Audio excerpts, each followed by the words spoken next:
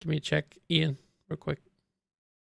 Level check, 1 2 1 2, level check, 1 2 1 2.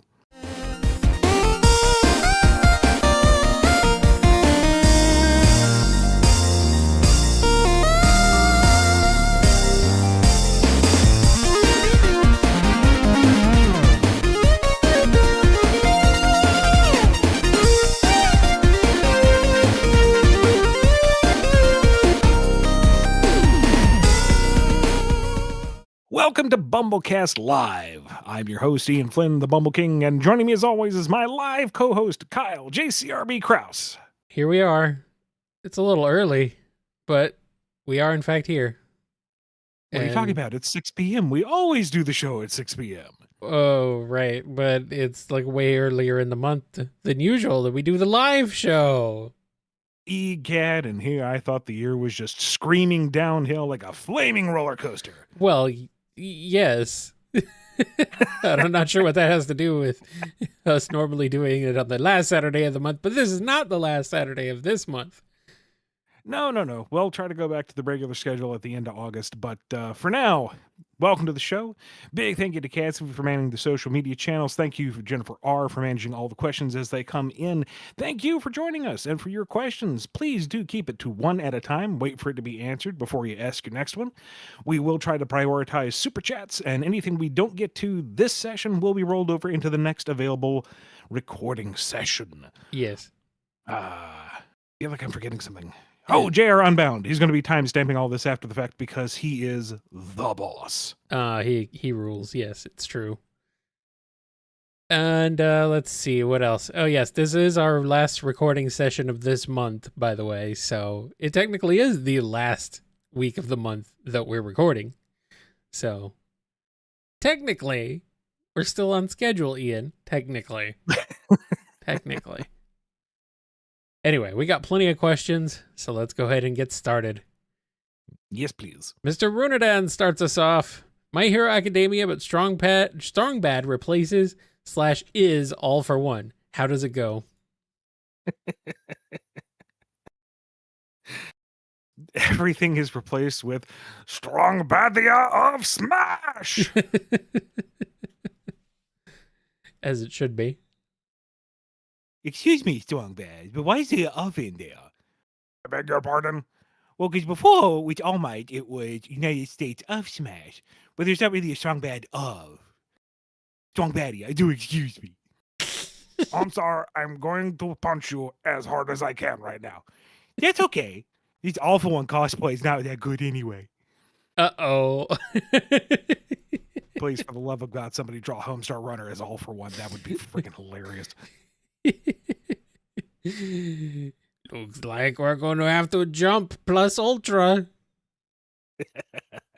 Thank you, Chad. Because I know nothing about MHA, so thank you. Shigaraki by the cheat. Oh boy.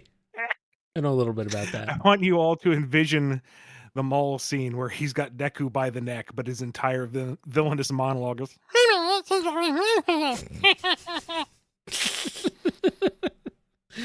Good. All right, here's one from Uncle Venus. If toys were alive, a la Toy Story, which of your childhood toys would be the most pissed at you? And yes, I want the why.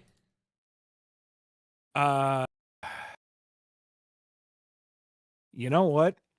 So there were I don't think they were Happy Meal. They might have been Burger King toys. I can't remember now. But they were part of the Sonic 3 promotion, and it was a Knuckles. That was in a little like storm cloud of action, and he would spin around. Yeah. And we were culling through old toys, so I gave it away at the little school fair that my school would run, and didn't think of it again until close to graduation. Years later, I come back to the school fair for old time's sake, and there at like the little penny market that they had was that Knuckles toy. I was like, you know what? I wonder what happened to this. I forgot I gave it away. You know what? I got a ticket. Sure. Give me back my Knuckles. So I imagine that toy would be like, yeah, come crawling back, huh? You throw me away and then you buy me back with what? A ticket? Mm-hmm. I'll punch your ticket right here. Spinning around in circles. Yeah, that was McDonald's. Okay. Yep. There's a number of other things that are currently just in bins because I have no room for it. So they're probably dying of suffocation and hating me for it. But, you know, they're inanimate objects. I'm sure they're fine. Yeah, they're probably okay. Right. For me, I don't know. I kind of took a lot of toys apart. So Okay, probably Sid. one of those. No, I didn't put them back together in amalgamations. I just took so at them least apart. it created new life. You just destroy. Yeah. There's some toys I took apart that would probably be pretty mad at me if they were back together again. I can't think of which ones off the top of my head. I mostly had a lot of toy cars. Those aren't really like, you know, they're not personified really. I mean, I have a lot of Sonic Toy toys Story too. cars combined together, you might as well.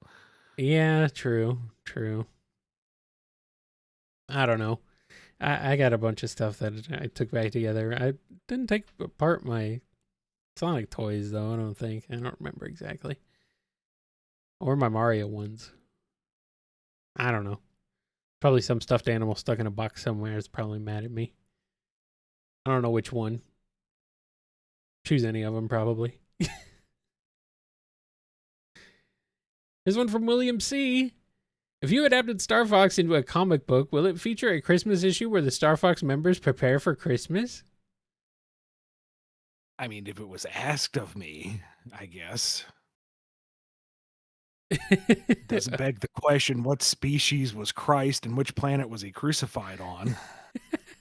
It doesn't have to be actual Christmas. It can be a Christmas analog. Christmas is at its core a religious holiday. It's December. Yes, it has been marketed to hell and back.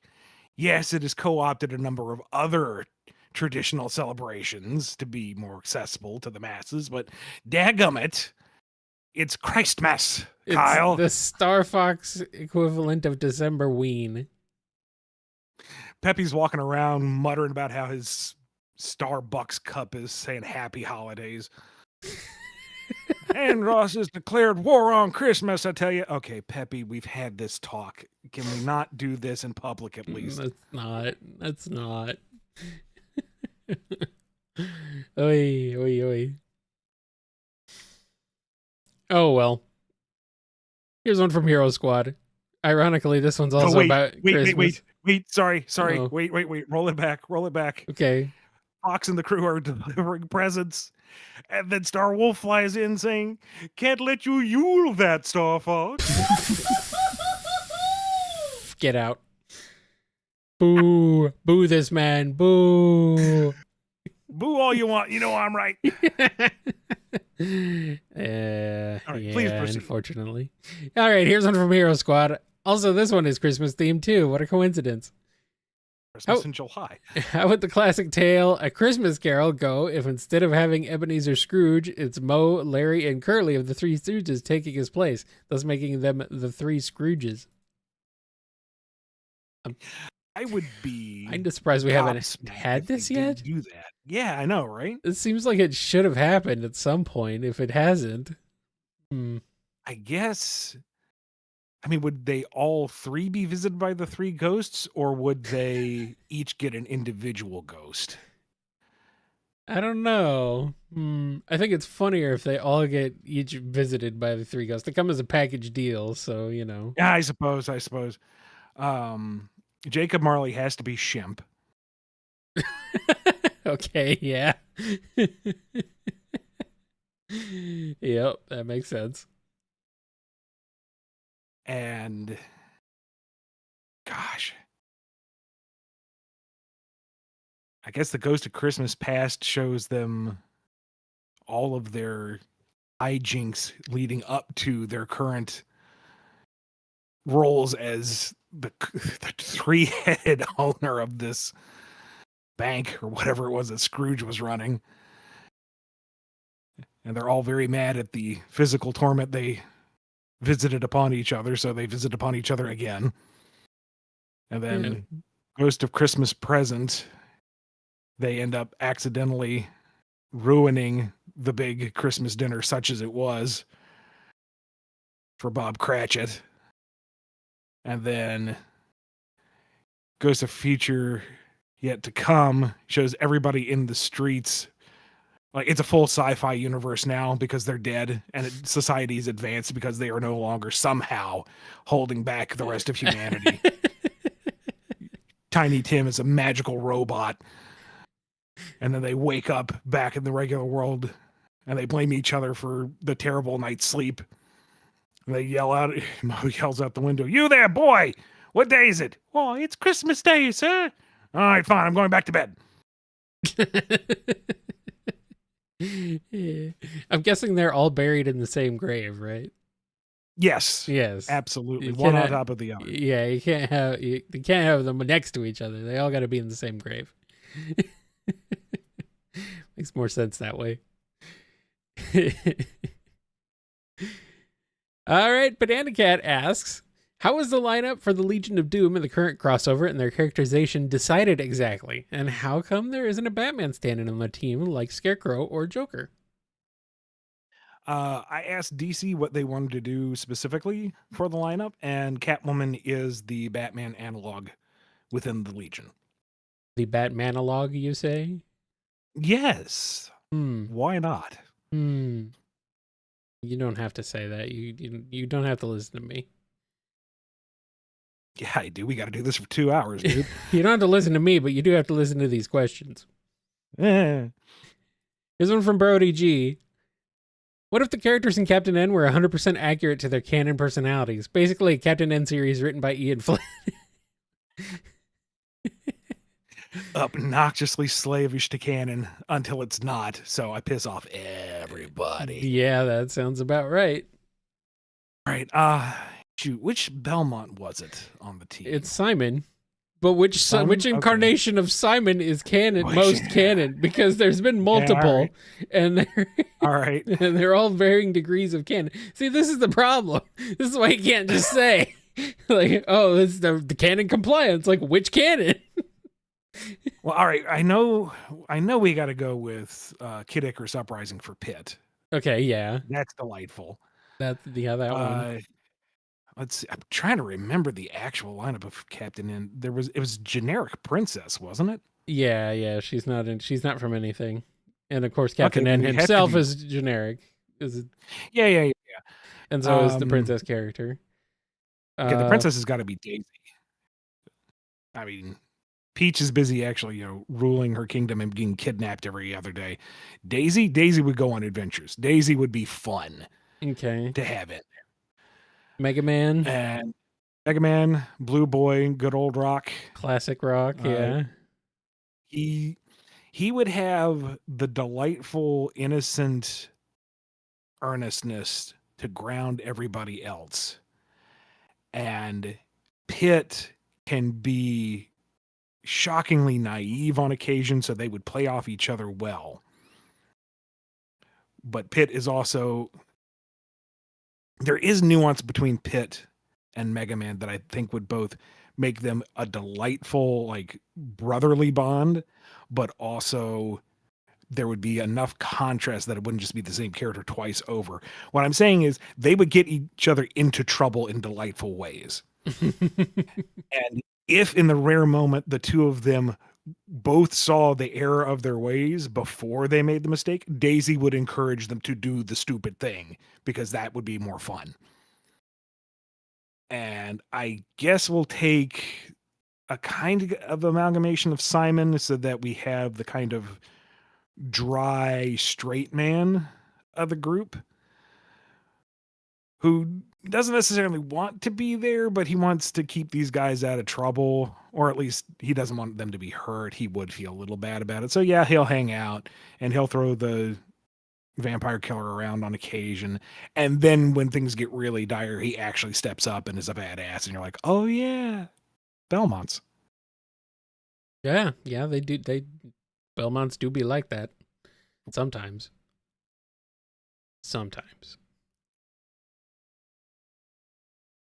All right, let's switch over to some super chats. Here's one from JR Unbound. Favorite Deltarune music so far? You've been asked about the tracks in chapters 3 and 4, but what about 1, 2, and 5? Oh, dadgummit. Like, if we had it listed out with samples in front of me, I'd be better at picking out individual tracks. I'm looking it up. Because for me, it all kind of runs together. It's like, what was each individual chapter again? I mean, it's all good. You can't really go wrong with any of it. I know that sounds like a cop-out answer, but you really can't. Let's see. Highlights from chapter 1. Rude Buster. Yeah. It's a good one. Let's see. Field of Hopes and Dreams is actually really good. Yeah. I do know, I don't remember the name of the track itself, but it's the one that's for, I'm blanking on the guy's name, the little gremlin. Your first antagonist. Lancer. Lancer, good God. Lancer in the more ominous version for his dad. That pops into my head unbidden, and it's just such a good track. And I love how bouncy and playful it is for Lancer, and then how effortlessly it becomes this epic boss track later. Mm-hmm. I've heard lots of really good remixes of The World Revolving. Yeah. Plenty of those. Let's see. Deltarune Chapter 2. Here we go. A Cyber's World has got to be the standout track for that one, I think. That one's really good. Yeah, and Big Shot is... Uh-huh. I'm going to go out on a limb and say Big Shot is the best boss theme so far. Mm-hmm. I mean, they're all good. Don't get me wrong. But for me, Big Shot finds that perfect balance of menace, but bouncy fun, but also kind of creepy, but also kind of poppy. It's just a good bloody track. Yeah. Spamton's got good tunes. It's kind of his thing. Otherwise, from chapter 5, I think the only song I've heard from that is let's see. No, hold on. Actually, I don't think I've heard anything from chapter 5 yet. I thought I heard thought there was something I heard, but no, I don't know it. I will like the final boss track better later once I'm done being salty after getting soft locked by it for so long. Uh-oh. I did it before the pity patch came out, so at least I have that badge of pride. Okay. But... he made it too hard? Oh no. Well, it's not too hard because I actually managed to get through it. That's the litmus test. If I can get through it, anyone can get through it. Yeah. Well. And if you're going, Ian, you're not that bad. Come on. Folks, I was soft locked by Aqua for a day. Okay? Solo Aqua. That's how low the bar is set. Anyway. Next question is from Hero Squad. You two, Obian Flanobi and Anakyle Skywalker House. Boy, that's awful. Are lightsaber dueling in the volcanic parts of Mustafar. How does it go? And who is the Emperor?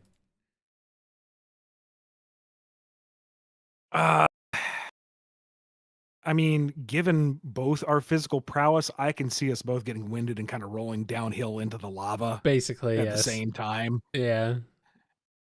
Not or just our I'm legs. Not just our going, legs either. Like all of us. Oh, no. Full fun play.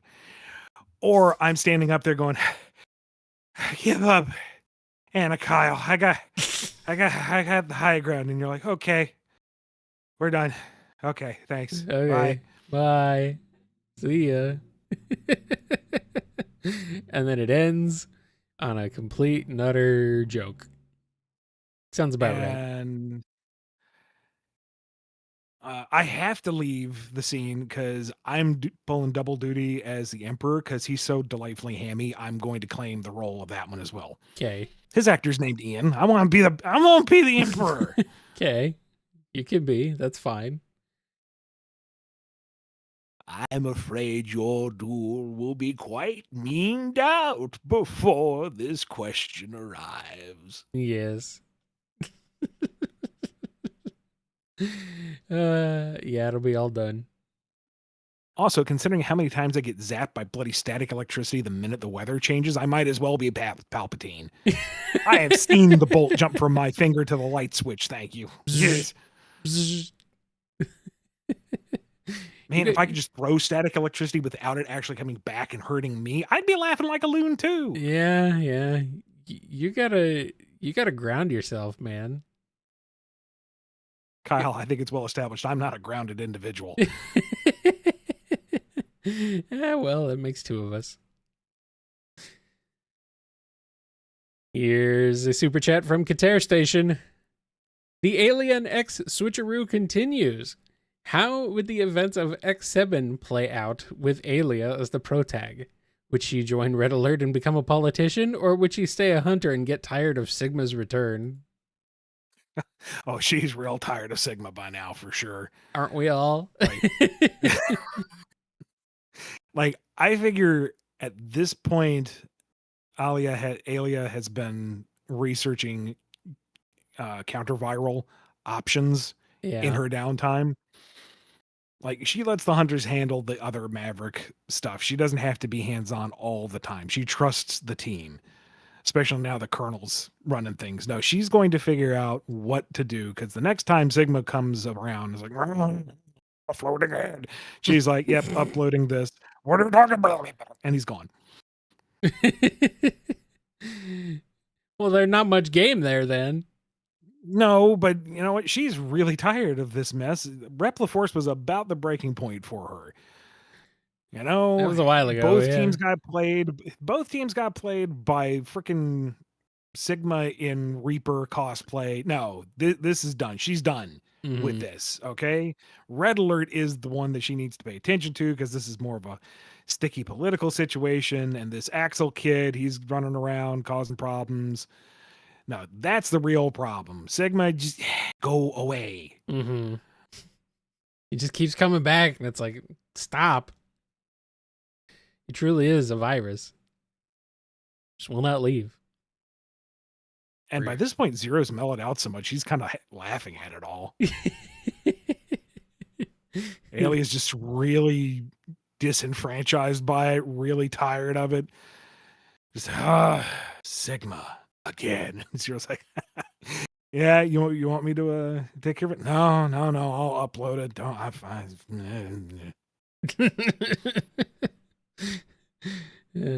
poor Alia. She needs a break. Unfortunately, there's Mega Man X8. Maybe that's the X8 angle. Is it's not X retiring because he doesn't want to fight anymore. It's Holly just giving up because she's tired of fixing everybody's mess. I'm done. Wipe my hands of this. I'm out. Pretty much. You want me to keep getting your mail, Alia? Alia, hey. All right, she's gone. Axel, you get her room, I guess. Yep. She's gone. Axel's all like, great, I'll grab my stuff. Haven't heard you do that voice in a while. All right, here's one from Switchel. Steamed hams, but it's Toriel cooking and Sans coming over. How does it go down?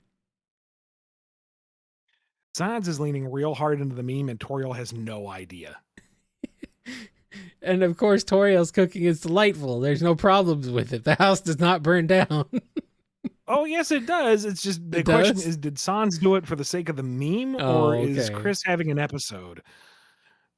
Like, Okay. where is the thump? Is it in the bird cage? Are we about to go into a dark world? Okay. An Aurora Borealis located entirely in your dark world. Yes. May I see it? No. Sonic the Hedgehog Switching over to standard questions. Dot Warner becomes a Powerpuff Girl. How does she get along with the others, and how much do the villains of Townsville suffer? Oh, Lord. It's a little clunky at first because her name doesn't begin with a B, and she's not going to call herself Bot. She refuses. But after they get over that little bit, they're fine. She might be a little self-conscious over how cute Bubbles is and how everyone talks about how cute Bubbles is because she's cute too. She had a whole song about it. Did you hear? Yeah. But otherwise, they're fine. They're great. Appreciates Buttercup's direct way of handling things. Maybe Blossom's a little bossy, but, she can follow direction if needed, especially when it leads to the betterment of various bad guys. Mm-hmm. Confront him. And she just kind of swoops up and goes, coffee, tea, monster, and kind of gives her an odd look. Monster? Here you are. Opens the box and him just pops out of the box. And him is very confused. Yep. And it gets hit by an anvil as it goes. Pretty much, yes. Yes. That's what she does. She just drops anvils on everything. Perfect. I guess the corresponding link is because she was in town because Dr. Scratch and Sniff and Professor Utonium were attending a summit together. Sure, that works. If you have to come up with an excuse, why not? Oh, Professor Utonium, you made 3 rambunctious children on purpose. Yes, why? No reason. No reason at all. Yeah. Boy. Come along now, Dot. We're going back to the Warner Brothers lot. Did you pick out a souvenir? Yeah, it's a big bottle of Chemical X. Oh boy. Chaos Dust and Steam asks, "Evening, Bumble Crew. It is my birthday month. I was wondering if happy birthday. I was wondering if there's any tradition that you do for your birthday, a dish you love, a location you visit, even just speaking to an old friend." Nope. Not really, no. Not really a tradition, I suppose. Just can't even remember the last time I celebrated it. Just hanging out. Here's one from Red Rebel. What are some of your favorite final showdowns between rivaling characters, be it friendly competition, bitter enemies, etc.? Absolutely the Spike and Vicious fights out of Cowboy Bebop. That pops to mind immediately. I wasn't the biggest fan of Samurai Champloo, but I really did like how the final duel between the protagonists resolved. That cracked me up. X versus Zero, because the music is freaking amazing. Yeah. Pretty much. And also, it's just something I think most fans of Mega Man X were waiting for. It's like, how do they stack up against each other? Gotta find out. It's a little played out now, but back in the day, whenever Wolverine and Sabretooth squared off against each other, that was hype. That was a big deal. Yeah, back then. There's a reason why they did it in the first movie. Mm-hmm. Which was okay. I mean, considering the time, it wasn't too bad. It could have been a lot worse. No, just that Sabretooth was kind of... Yeah. It could have been worse. But you know what? I guess we kind of made up for it twice over with the Wolverine Deadpool fights. Yes. In the last Deadpool movie. Yeah. Yeah. They didn't have to go that hard, but I'm glad they did. And there's this one from a wild card. For it being 7-Eleven Day, I wanted to know what your two's favorite smoothies are. Or if you don't like smoothies, if you had weird ideas of drinks that you do like. I'm not terribly experimental with drinks. I find what I like and I stick to it. Ice cap from Tim's, good old fashioned chocolate milkshake. Although I did have some bananas that were starting to go, so I threw that in the blender and made a chocolate banana milkshake. Daring, I know. That's shocking. They're good though. Ooh, with some Chapmans. Oh my god, dude. Yeah, I haven't had like a smoothie in a while. I don't know. I usually just like tend to like orange drinks. Those are good. I like citrusy flavored stuff. And there was one time Aaliyah wanted a smoothie, and I could not get the right ratio of liquid to smoothie in there. And by the time I finished blending, I had made butter.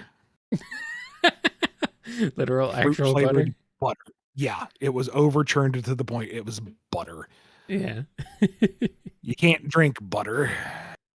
I mean, if you suck hard enough, you can. We tried. It's like, we don't want this to go to waste. Nope, it's gonna go. No. What have you done? How did you do this? I don't know. I just hit the blend button. Just grab a spoon.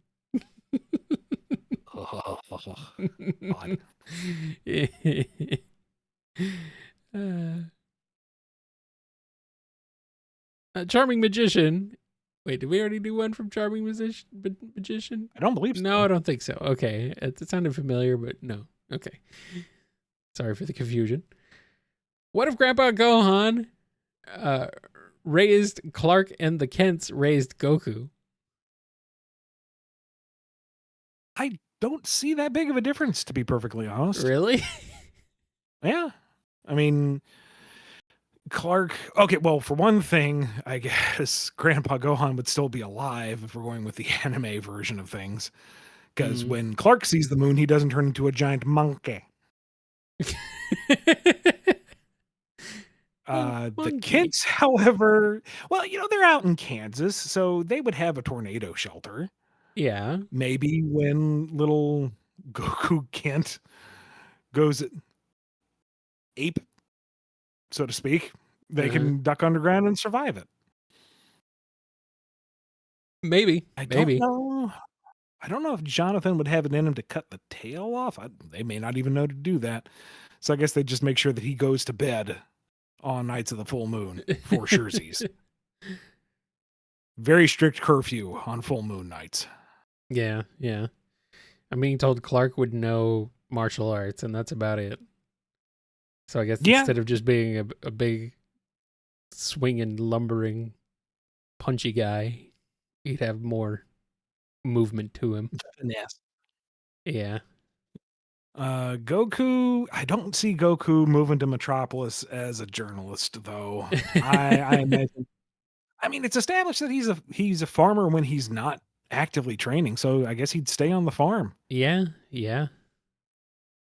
And given his speed and abilities, they would be able to buy up like all the plots of land, and he would single-handedly be running like an industrial-sized farm for them. Indeed. It's wholesome enough. Works. We're being asked, is this broadcast pre-recorded? I don't know. Does this answer your question?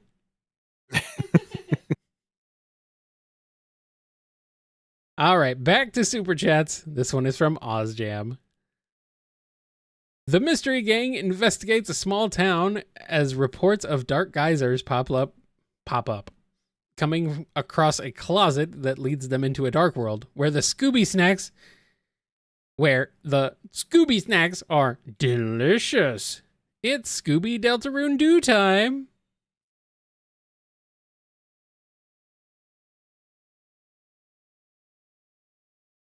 Does Scooby remain a dog, or does he go full anthro in the dark world?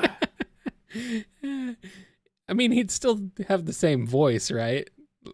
Like, he'd still talk the same way. Yeah. Oh, yeah. Or does Scooby disappear and the gang is looking for him and he's the super secret Dark Shard final boss? He's kind of materializing out of the background. How do you like me now?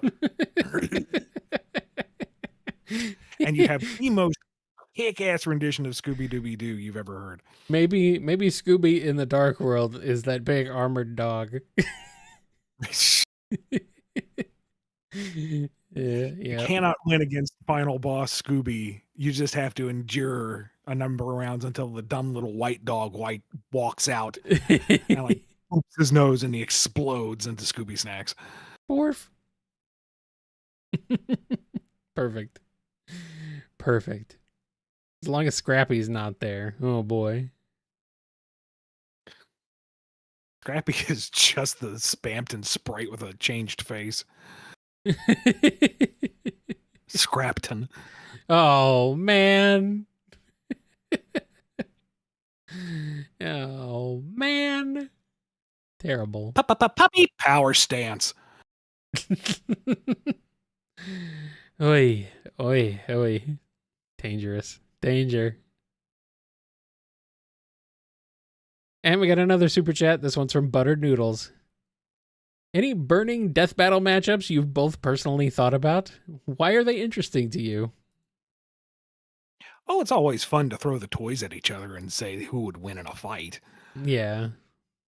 I mean, we have been a little worn out on the show with the more, I guess, meticulous power level scaling.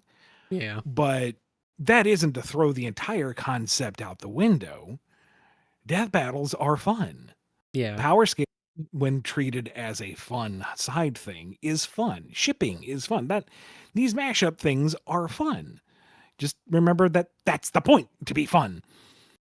Yeah. Trying to think who they haven't done. And I don't have the full list in front of me, so I'm not 100% sure.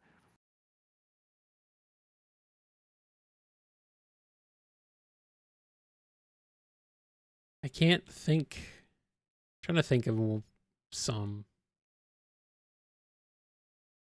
Like, there's crossovers I've wanted to see, but I don't necessarily want to see them fight each other. Like, we've talked about Shovel Knight and Shantae multiple times. I don't think they'd fight each other, really. But who knows? Have they done Shovel Knight versus Mega Man? Oh, no, that might be a pretty good one. Not that, again, like you, I don't want to see either of them harmed necessarily, but to see the magical might that Shovel Knight can dish out there and all the crazy crap Mega Man can do with his arsenal. I don't know, that could be fun. Yeah. Talking about Star Wars and Mega Man, let's throw the beam sabers together. Luke Skywalker versus Zero.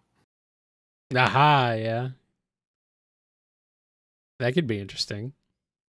Or Vader versus Sigma. Why not? Sigma had the beam saber once. Mm-hmm. He can boom, boom with the best of them. Apparently, Death Battle is planning to do the Traveler from Genshin versus Aang from Last Airbender. Okay. Okay. I guess wielder of all elements in both of their respective worlds. Yeah, both martially trained. I think it comes down to how much are they going to lean on the Traveler's in-game abilities versus what he does in the cutscenes. Yeah. The cutscenes go real hard. The cutscenes are the Traveler is basically capable of all elemental abilities at any given time. But not in gameplay. In gameplay, it's only one at a time. Yeah, but even in cutscenes, it looks like he has to switch between them. There's no cooldown, but he has to switch between them. Aang in Avatar State, he's got them all on command right there, plus the spirit bending. Yeah. Might give it to Aang on this one. Maybe. We'll just have to watch and find out. The Traveler has super strength in some instances. We know that. Aang is a very springy boy. He is. So Super strength don't mean nothing if you can't land a hit. yeah. So there's some interesting. That's an interesting one though. I wonder how that would play out. Traveler does have a whole lot more hair, though. I think just about everyone has a lot more hair than Aang. Although he has a beard, I guess, when he gets older, which is funny.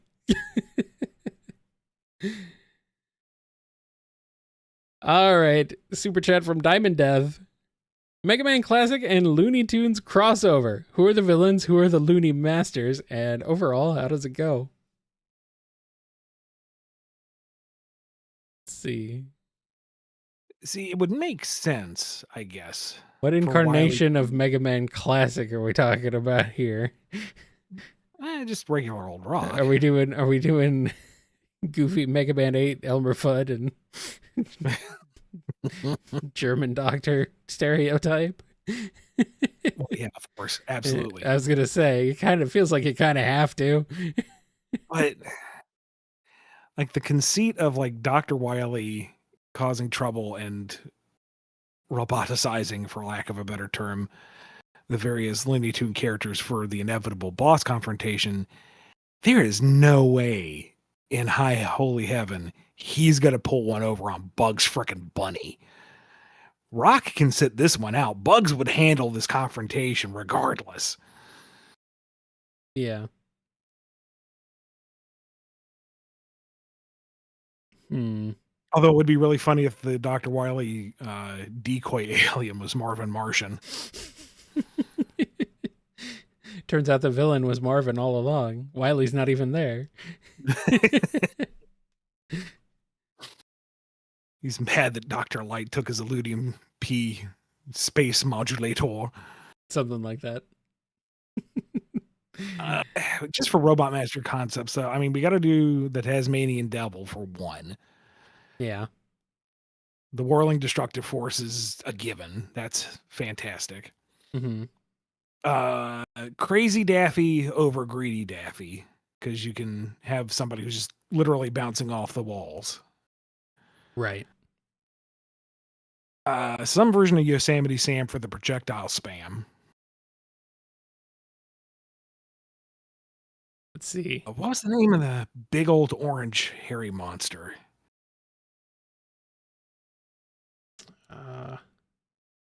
I know he had a name. In Looney Tunes, you mean? Gossamer? Yeah. Gossamer, there we go. Yeah, you got to have Gossamer, man. Big old wall of an enemy. Who else? What about Wile E. Coyote? Super genius. He could be a Quick Man analog. His gimmick is he sets out various Acme traps and you have to lead him back into them. Or just stay out of the way long enough for them to blow up in his own face. Yeah. Sylvester and or Tweety?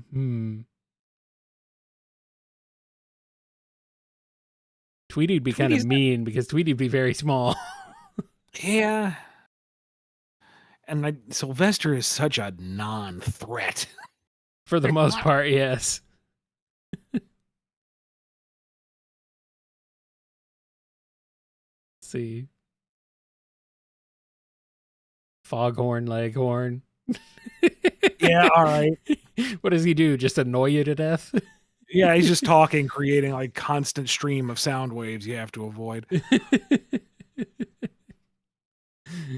Yep. Is that don't try my patience, Buster. Buster, it's the name of your cannon, boy. It's a joke. It's a play on words. Follow along now. He just won't shut up. Two more. Come on, we're on the clock here. 2 more? Let's see. We got 6. I think of who's left. You could go 6. You could go classic Mega Man 1. Or, you know what? Maybe Bugs Bunny, and you managed to beat him, and he's like, thanks for that. It looks like I took a wrong turn at Albuquerque. And that's the only explanation we get on how he managed to lose to Wily. Yep. Pepe Le Pew, Porky Pig. Pepe Le Pew. He is like this constantly chasing force throughout the stage beforehand. Okay. And then you get cornered. Gross. And you have to blow him up before the stink fills the room and fries your circuits. Also gross. I'm being told that Gossamer could be the fuzzy devil. It's pretty good. It's pretty good. All right. Super chat from Brett F. The fate of the BumbleKast rests on this answer. Uh-oh.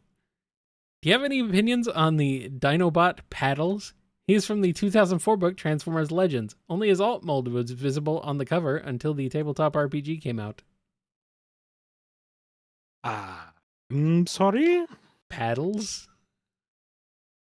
Like, let's see. Do we have to look this up? Spell this for me. Dinobot. Like paddles, like Paddles. Oh, it's a plesiosaur.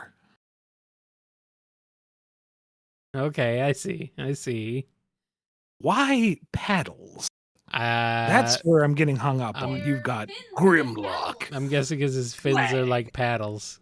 Yeah, I understand that. Yeah. But you have swoop and snarl and slag and sludge and paddles. I think that's kind of the joke. But he looks cool. I mean, you got all these cool Transformers, and then you got one called Bumblebee. Well, Bumblebee's a good boy. I know. Paddles might be too. I don't know anything about him, but you have the S convention. Why not surf or hell? I can take splash. That's at least a little better than paddles. I guess. Dinobot plesiosaur. That's a paddles. Yep. Truly is a paddles. Apparently, Paddles is friend to all Autobots and humans. Man, that's good. Good for them. That's good. Nice. Never heard of him before this. No. Nope. Of course, there seems to be a lot of Dinobots that I was not aware of and would have been gaga over as a kid. Yeah. They keep adding more. It's weird. It's like they got more toys to sell or something. Hey, look, robot dinosaur never fails as a concept. It really doesn't. And even, marine or aerial reptiles like paddles and swoop. Yep. All right. Back to standard questions. Chocolate Watermelon asks, favorite Disney movie? Ever? That's hard to narrow down, but Aladdin's up there for me. Yeah. I mean, the Renaissance trio are fantastic. Yeah. Great Mouse Detective ages pretty well. Mm-hmm. I haven't watched it in forever, but I loved Rescuers Down Under. Yeah, I lived that movie for the longest time. Yeah, I did too. Loved that movie for ever. A Goofy movie is way better than it has any right. Yeah, I guess that does count, huh? Yeah. Like every now and again, the Pete and Goofy scene pops back in my head, and it's like, how did you conjure that level of emotional gravitas? Yeah. With Pete and Goofy, for pity's sake. Yeah. That where Pete goes, hey, my son respects me. And there's that pregnant beat. And Goofy just says, yeah. It breaks your freaking heart, dude. I haven't seen that movie in a long time too, but yeah, it's good. That one's really good. Emperor's New Groove. Another fantastic film. Yeah. Even if the story of how it all came together is a freaking mess. Yeah, well, that's how most of and what it ended up, and what it started as versus what it ended up becoming is really an interesting story. But yeah, it's still a great movie. Wow, did you see some of the early Beauty and the Beast stuff before they made it a musical? No. Ooh. Was it more dark? It was boring, pretentious Oh. aristocracy. Oh. Oh, it was. Fun. There is toast that isn't that dry, my dude. Yeah. Oof. Yeah. Shoot, even Aladdin's first draft was rough until they fixed it up. Yeah. Toy Story. Yeah. Toy Story's a classic. 1 and 2, yep. Bug's Life is solid. That one gets looked over a lot. I haven't seen it since it came out pretty much, so I don't remember, but I don't remember being bad or anything. No. Very fun, satisfying ending where everything comes together and the hero doesn't so much win as endures. I like how when we get asked our favorites of something or just one of something, we end up saying everything. It's hard to pick. Like, if you just put Goofy Movie and Emperor's New Groove in front of me and said I had to pick one, I'd say pull the trigger. I can't. Lion King is still good. I think Lion King might have some of the best music numbers. Just across the board.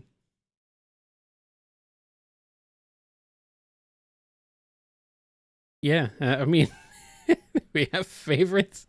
Yeah, apparently all of them. I guess technically Empire Strikes Back now counts. Not really. I wouldn't count it. I mean, Disney owns it. Mulan is good. Mulan is still pretty good.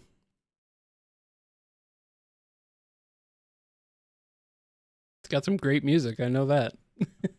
Some great tunes. All right. On to the next one. This one's from Duke of Destron. It's Drogoon versus Deltarune. How would the crew of the Fortune's Lap stand against Flowey and his flower companions? Don't worry, Lissy is hanging out with Pink and having tons of Miku fun. Oh, good. Spoiler warning for anyone who hasn't gotten through Chapter 5 yet. Let's see. I think the linchpin of Chapter 5 is Asgore, and the crew has really no connection to him. Jobun probably knows him. What am I saying? Jobun always knows a guy. Yeah, Doesn't matter who that guy is, he knows him. That's the whole reason they were in town. They were picking up a flower order for delivery. And now they get into this mess. Why is it always the same thing with you people? And so I always come. Jobun always hates going to the underworld. Ford is just beside himself. You understand the dark world, the portals and all that. Yeah. All hat business. Yeah. Just get wind to where all the goopy stuff is and she'll like stab it or something. Trust me on this. Been into it 100 times. And Wynn's like, yeah, fine. Let's go fight. And Ford's like, we are visitors in a completely alien world. You can't just stab everything. And Wynn is just staring at him. Why not? Since when? She wants to fight Flowery. Oh, he rubs her the wrong way. That's Smarm. Hates him on really wants to hit him, and Jobun and Foreign are trying to pull her back, going, look, he's a physical manifestation of a flower's will. Don't do this. And she's like, I don't care if the theme song's great. I want to stab him. But eventually he gets through to her on the whole virtue of wanting to preserve their world. And she can appreciate that. Don't have a good way to resolve this one, I guess. Well, I guess the conflict is already resolved by the other individual. Let's not get too spoilery here. So, yeah, that takes the burden off the crew to have the final decision. Haha. How convenient.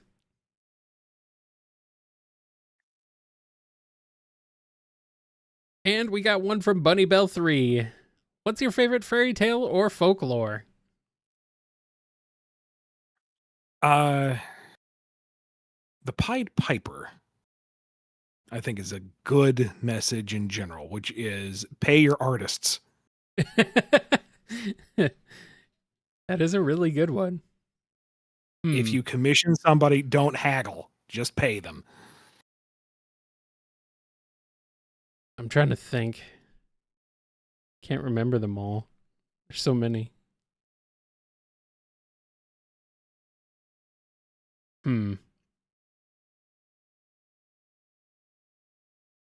Yeah, I'm coming up with nothing. Ian, help me out. Hansel and Gretel. Got an opinion on Hansel and Gretel? Well, what's the moral of that one? Don't talk to strangers with candy? I don't know if it really has a moral. It's just bad things happen, and then it gets worse. That's true. That's true. Don't eat houses. Yeah, that's probably a good lesson to learn. Don't eat people's houses. Yeah. I mean, that's kind of funny that it doesn't have like a lesson or a moral or anything.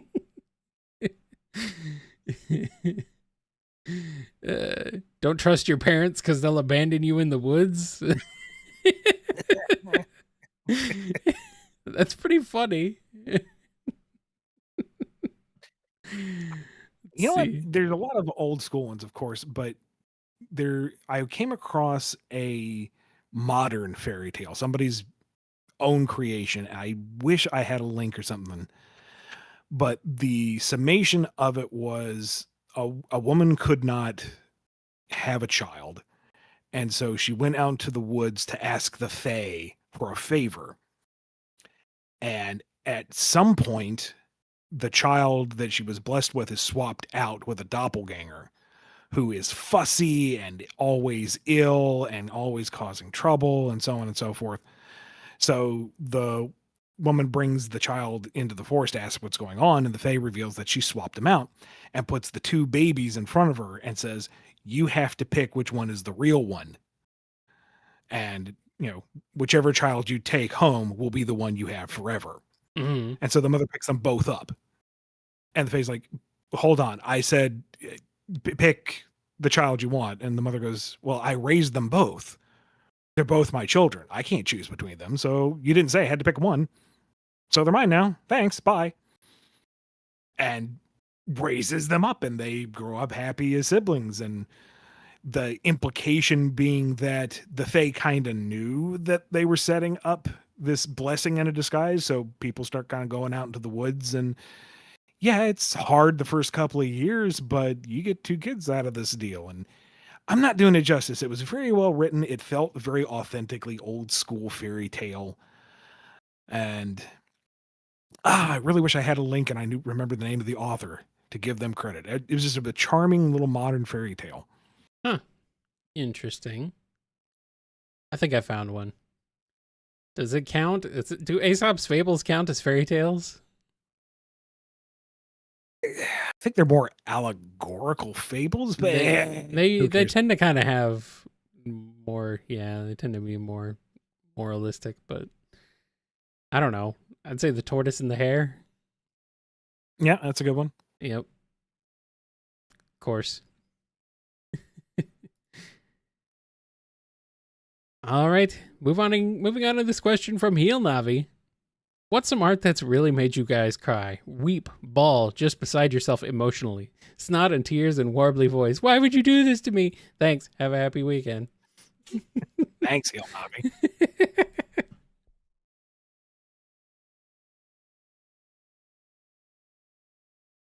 Trying to think of a particular film that got me like that.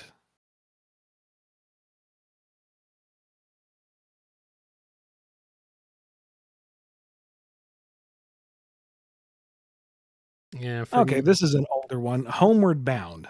I think that was the name of it. Mm-hmm. So with the talking dogs, talking dog and cat, talking dogs and cat. Who get? I think that was also a Disney movie. Come to think of it, but yeah, it was. I'm pretty sure. It's at the end of it. It doesn't look like the old dog made it. Right. It looks like, he fell behind, and the kid who loved this dog so much is trying to rationalize it that, he was old and it only makes sense. And, it's good that these other two made it back. And then here comes the old dog around the corner and they're running and they're hugging and they're crying. And it's very well executed. We'll put it that way. Mm. Especially as a kid, probably watching it. Oh, God, yes. Yeah. I mean, as a kid, you have no defenses for this. I'm sorry. Yeah, I remember that. I watched that movie a lot too.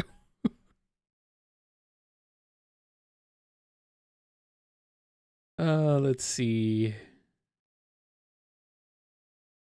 I guess musically, I have had a few, like, my friend's band Martial Art, they performed a remix of the Space Harrier theme at MagFest a few years ago when we were there. And that one got me because that one serves as both a very emotional arrangement and also a tribute to a person in the video game music community who was unfortunately lost his life. And I talked to him pretty frequently back in the day, so that was all just kind of like just came to me. It was a pretty emotional time at that one. So, and yeah, I guess I don't know. I tend to get a little misty when like when albums come together that I've worked on, like the Tales of Symphonia and Fantasia album for OCR and TMNT and the Super Dodgeball albums, when those all came together. It was a little bit of a kind of a emotional relief, and also just like, this is amazing. These people who made this are amazing. I love this. Things like that. So I'm having a hard time finding the musician. He's a one-person, 4-part a cappella act. So he does all 4 ranges and then splices it together, and that's incredible. And there's a rendition of Parting Glass that he does that I cannot listen to if I'm in a good mood or a bad mood or any mood, really, because it will ruin me. It's basically a farewell song to anyone that you ever knew, and it's I don't know, there's this somberness to Irish music that is just deeply ingrained in its DNA.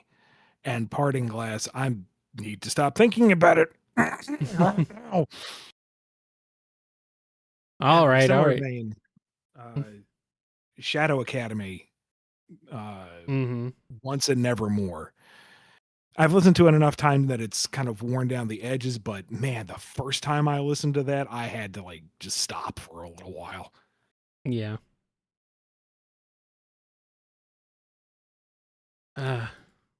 Yeah, there's a few songs that kind of hit different, you know. All right, let's move on to another question. This one's from Mega Man 12, Proto Man 14. Well, I guess Proto Man wins. How am I supposed to listen to the live podcast when the second JSR Evolution live stream is happening at the same time? Yes, this is meant to not be a serious question.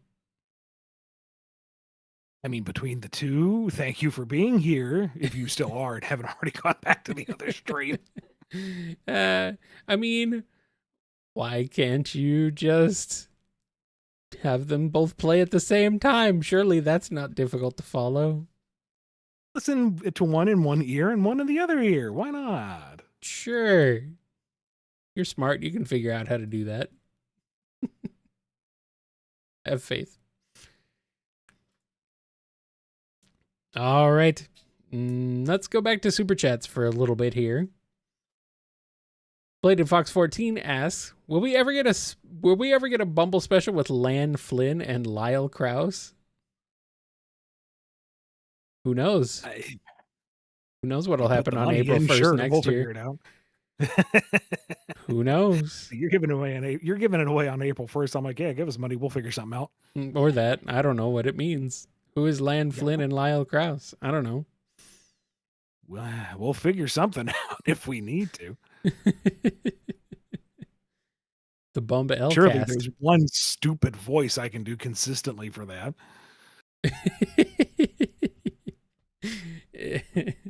Maybe. You know what? Maybe we could just put it up to a vote to like Patreon supporters or something. What is the voice of Lan Flynn? Maybe it's the voice of a certain platypus character imitating you. I mean, it has a continuity to it, I suppose. Still one of the funniest moments of the show, I think. It got bloody animated. It was great. I know. It's hilarious. Here's one from Frozen Apple Juice. I was sad of the bit being over, but you gave me a great idea, Mr. Flynn. What if the Mega Man killers had hair? What styles and colors would they be? I'll find another group for next month. Mega Man killers. Let's see. And now I got to look them up. Let's see here. There's 3 of them. Okay. Anchor, Punk, and Ballad.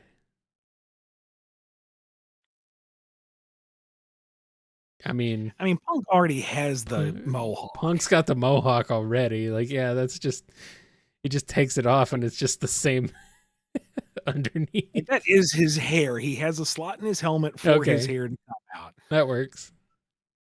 Trying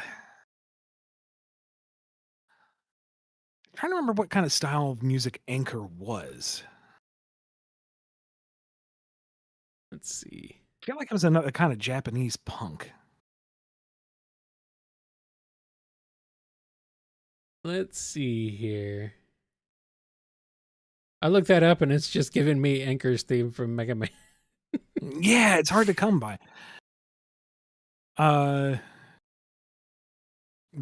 Ballad has a Japanese folk music. Enka. Japanese folk music. Enka. Okay.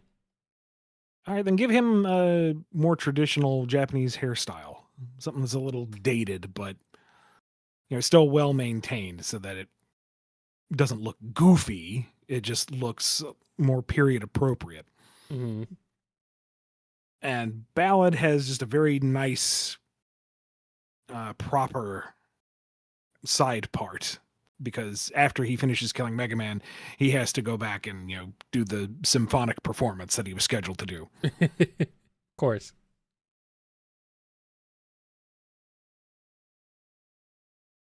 All right, here's one from Andrew B. Morgoth somehow dies, and Strongbad somehow gets put in charge. He is now in command of Sauron's 3 to 7 Balrogs, Glaurung, and dragons, as well as the orcs. What are you talking about, man? This is freaking sweet! For the dragons! Look at all that majesty! You, orc! Go do like some orc things. Orc stuff. Over in Isildur or whatever it's called. Orc-Stanbul. I'm just gonna sit here on my wicked Morgoth throne and look at things from my giant burning eyeball. Hold on a second. Is that a couple of hobbits? Hey, get away from my Doom. Your Discord is eating that voice hard. Discord thinks you're making nothing but noise. Wow. Well, let's be fair.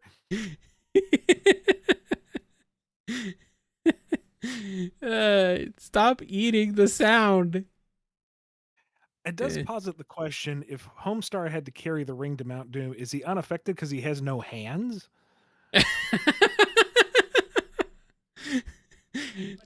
I guess he can't put it on a finger if he has no hands. What are you talking about? Of course I can put it on my finger. See, right here. I'm waving it around your face. It's totally on my finger. Well, I'm pretty sure you have some form of telekinesis. Well, I mean, I guess that makes him automatically more powerful than any hobbit. It's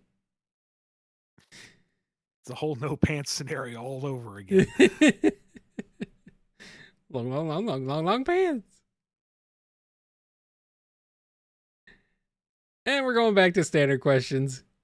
Gino Bro asks, are either of you into the Persona series? And if you are, what are your thoughts on Persona 4 Revival and the upcoming Persona 6? I have never gotten into them, primarily because I've heard of how long and in depth they are, and I just do not have the time to do that right now. Yeah, I have not played any of them, I'm sorry to say. I've heard plenty of music from especially 4 and 5. But other than that, no, I am pretty much blank on them. Unfamiliar with most of it. Ultimate Shadow asks, I know you try to avoid fan ideas, but how do you feel about fan-made covers of existing music? There's a pretty amazing version of Undefeatable out there with Christina V, if that interests you. Oh, cool. Really? I see that's a little different for me because I am not musically inclined. I'm not involved in the creation of music. So it's very hard for me to accidentally crib ideas for music when I can't compose a sentence, much less a song. Okay. So that's clear. And then I don't know, covers are, I feel like that's different. Like you know what the song is, and it's just other people's interpretations of interpretation. Yeah. That's anyway. Okay. I'm gonna have to look that. It's okay. It's with Family Jewels. Get out of It's town. from like 3 years ago. Yeah. How did I miss that? Apparently, I did too. Hold on, I'm writing this one down. Yeah, you might want to remember that one. I gotta go back to that one too. Might have even played it on NGI once a while ago, or something, but I don't remember. Like you had me at Christina V. You would have had me at Family Jewels. To put the two together, come on. Yeah. Who did she do Bad Apple with? Shoot. Let's see. Was that with Richard E.B.? Yes, it was. That's another absolute banger. Because I know Richard E.B. has done many Toho covers, so yeah, it would make sense. Yep, it's Richard E.B. He is freaking great as well. So, very nice. And here's one from Horseweave. Mr. Flynn, take a moment to think about your favorite Tales of series and characters. Now get ready for the next installment from Namco, Tales of the Stanley Parable. How would this play out?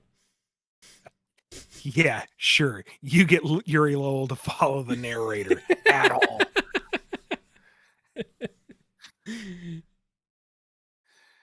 Yuri's going to like turn around, face the camera dead on and say, you're going to let me go my way or we're going to have troubles, friend. Oh boy. Or if it's Judith, she just kind of gives you a smile and somehow walks out of frame and you hear the narrator panicking.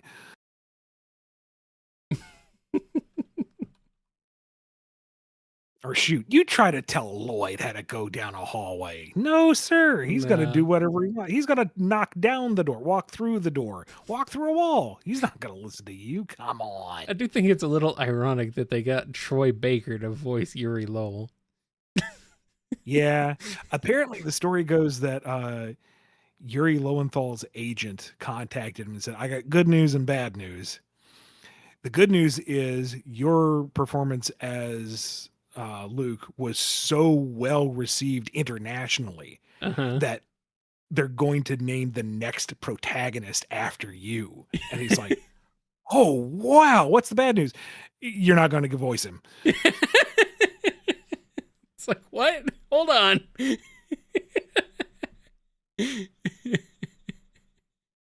Hold on. Oh, that's goofy. It's funny. Oh, well. Silly, silly. All right. Just a Penguin asks, Inky, Blinky, Pinky, and Clyde, each ghost from Pac-Man, become robot masters. What are their distinct powers and characteristics? They should be easy because they do have specific patterns. Yeah, but I don't remember. Just don't remember what it was. Let me see if I can look this up quick. I'm looking to see myself here. Let's see. Ghost strategies. Okay, Blinky always follows Pac-Man. Okay, so he's more of a direct impact boss. You have to have a really good jumping game, or you need a weapon that allows you to evade, possibly stun him so you can shoot him before he starts chasing again. Yep. And let's see. Pinky follows Mega Man's direction, but not Pac-Man himself. She goes around walls to try and take you out. But she will not come to you face to face. And hangs out in the top left corner. Apparently. Okay, so that's more of a puzzle boss. You have to trick her into coming within range of taking a shot while avoiding long-ranged attacks. Yep. Or traps laid out by her. Okay, Blinky, Pinky. What's the other one? Blinky? Inky. There we go. Inky is the next one. Okay.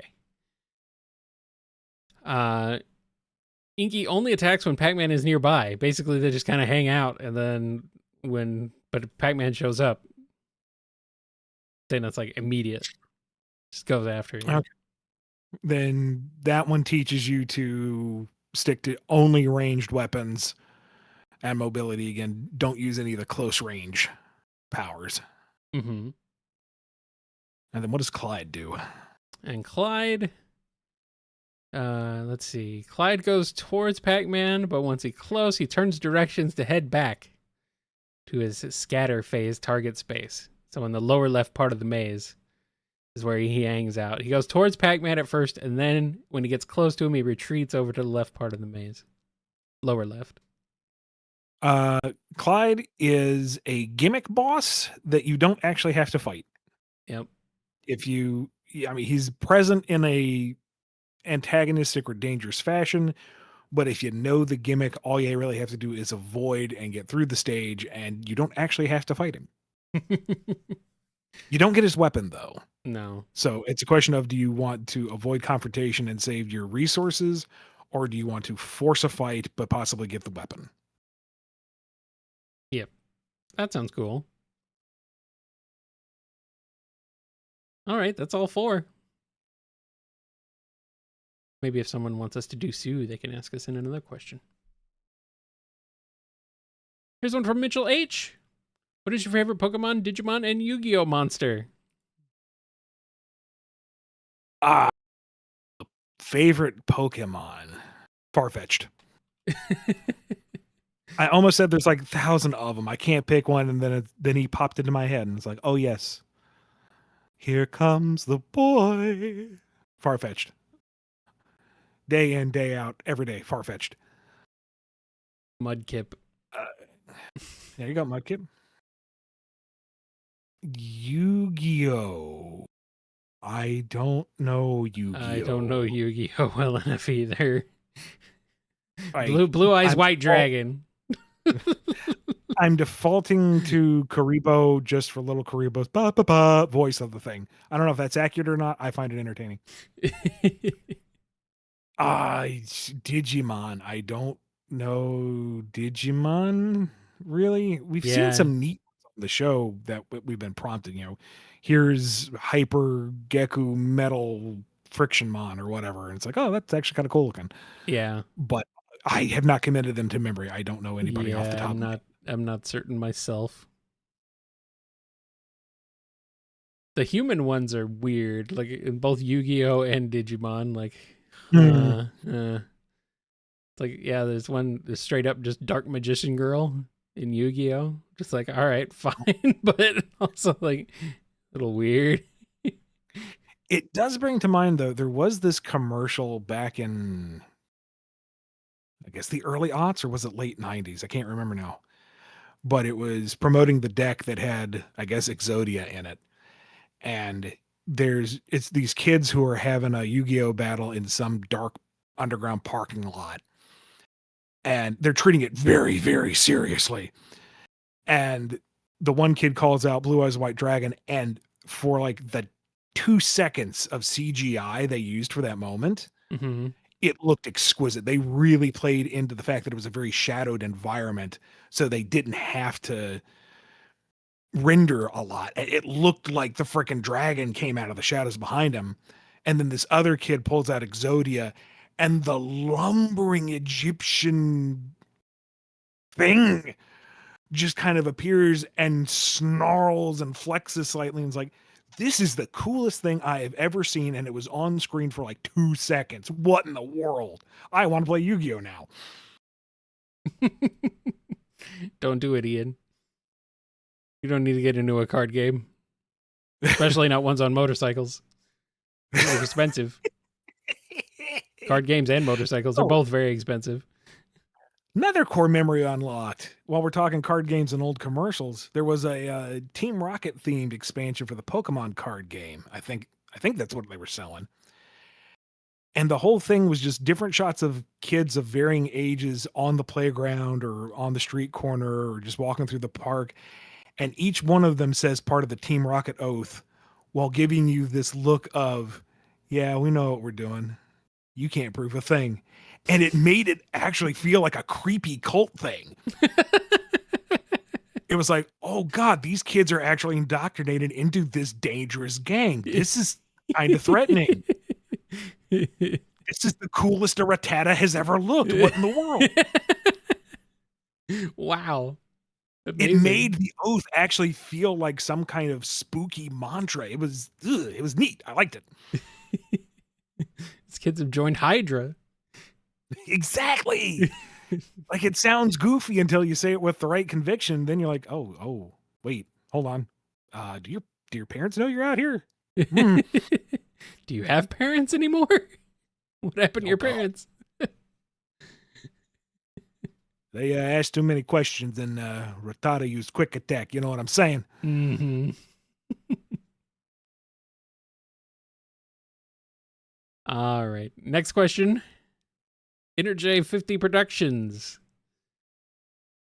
Deltarune, but replace all the characters with Mega Man X characters. Mainly X as Chris, Zero as Susie, Axel as Rousey, Layer as Noelle, and Alia as Birdly, because why not? Okay.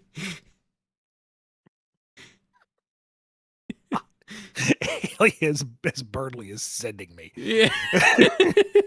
Sending me right off a cliff. I'm sorry. I've forgotten everything else said before that statement. Birdly. Nigaman, you need to look out. There's a pit immediately in front of you. You should probably jump. Oh, no. Why didn't you jump? Just because I paused all action in the middle of my statement. Don't blame this on me, Mega Man. God. No.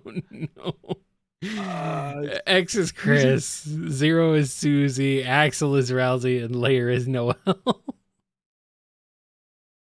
Layer is Noelle is hard for me to get around too. Because Layer seems so pragmatic and dry. Yeah. And Noelle is not. Noelle is a hot mess. Also, Axel as Rousey. I'm sorry, no. That is just not compatible. Rousey is a good boy who is made of fluff and is also very meta aware and probably dangerous. Axel's a goofball. He is a child with guns. He is a cautionary statement. I think that's part As of soon the as he joke. is zero, that works. That works. I mean, yeah.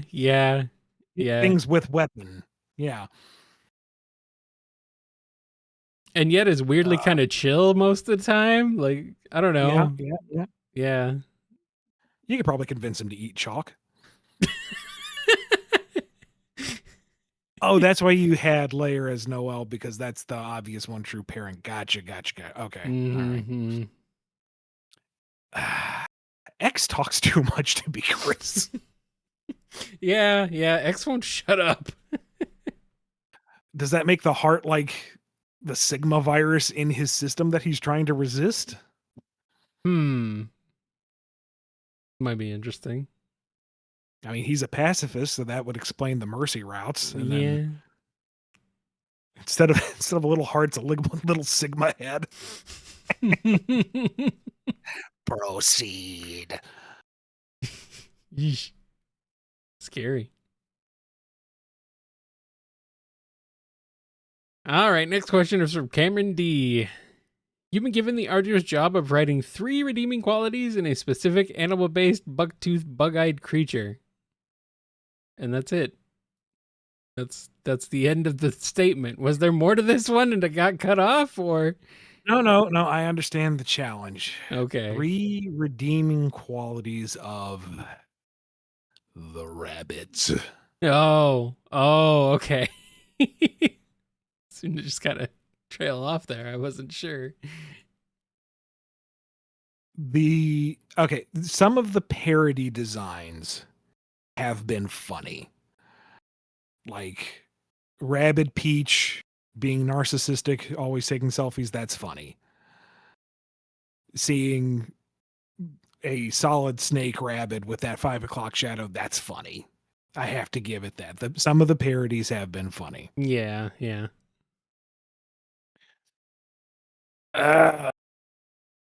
Slant compliment, I guess, is the 2 Mario Rabbids crossover games, from what I understand, are solid XCOM games.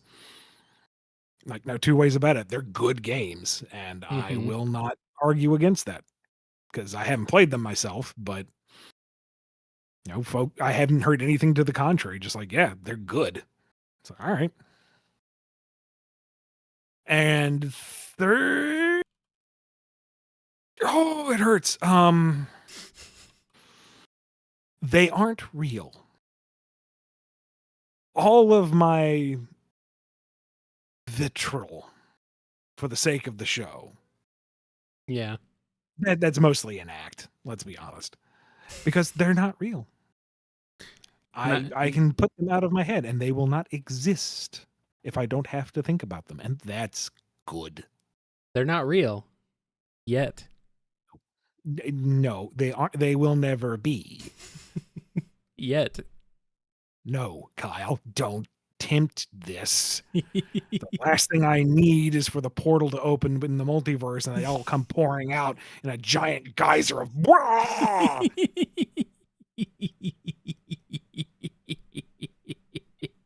Okay, fourth point. People seem to enjoy the fact that I hate them. And as long as you're entertained, that's a good thing. Good.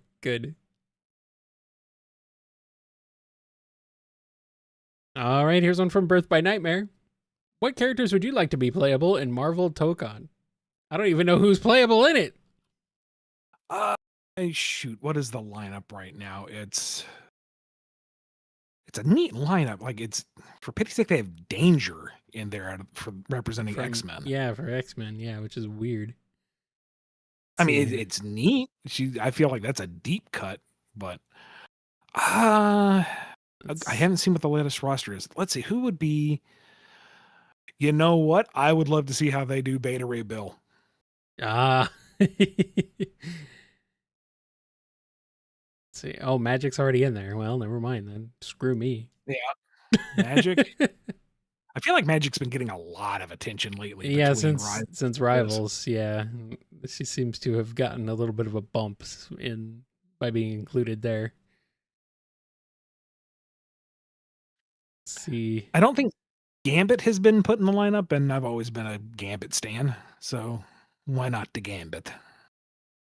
Yeah. Okay, let's do a deep cut. I don't even know if he did anything more than like his initial appearance, but there was a Spider-Man villain, or was he Avengers West Coast? Whatever. He was a spider-themed villain named Deathweb. I don't think he had any motivation other than being named Deathweb, but he was a spider monster man, and the way that Tokon is designed, he would be cool. Yeah. Put Spider-Gwen in there. Ooh, yes. Yep. Put her in there. Let's see. Miss Marvel is in there. But what about Captain Marvel?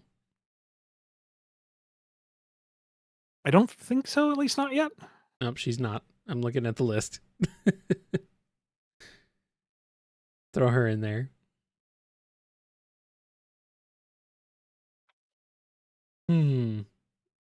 They got a pretty wide spread. I'm surprised. They got Blade in there even.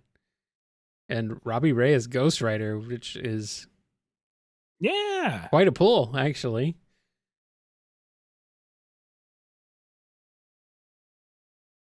Robbie Reyes is pretty cool.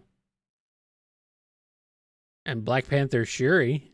I'll take that. It's pretty awesome. Surprised Thanos isn't in here, but it's probably DLC or something. Maybe hidden boss you have to fight and unlock. Nah, it's DLC these days, Ian. You don't unlock things for free anymore. Oh, that's not true.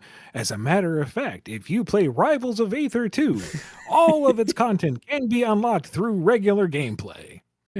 All of its content is yours if the price is right. No, I'm kidding. I mean, you can buy it if you want, but you can literally unlock everything in the game if you just play it enough. Good. I don't know. There's a whole lot of Marvel characters.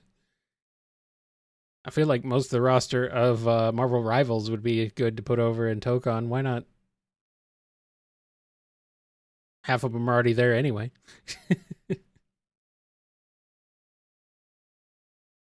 And Legendary Existence 04 asks, what year would you guys consider to be your quote-unquote best year? Oh. Oh, boy.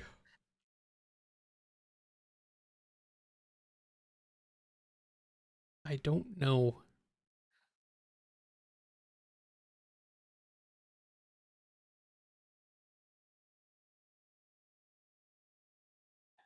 Maybe freshman year of college. Yeah. Started getting out of my shell. Really started finding who I was. Started dating Aaliyah. The rest of what followed hadn't happened yet in life. Mm-hmm.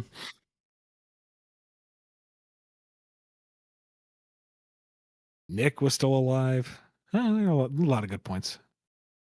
But that's life. There's lots of highs and lows and good years and bad years and tires named good year and hopefully no tires named bad year. That would be terrible for marketing. Some named Lightyear, though. To infinity and beyond. Mm-hmm.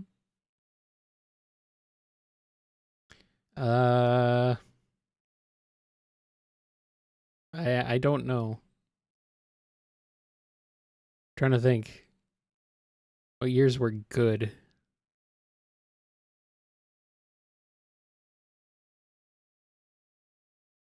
feel like 2024 was all right. For all things considered. Being, post everything.